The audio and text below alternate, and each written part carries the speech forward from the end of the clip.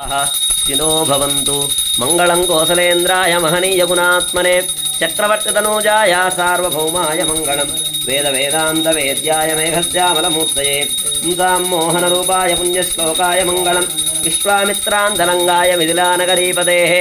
भाग्यानां परिपाकाय भव्यरूपाय मंगलं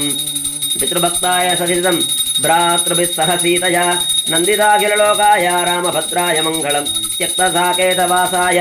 चित्रकूटविहारिणे सेव्याय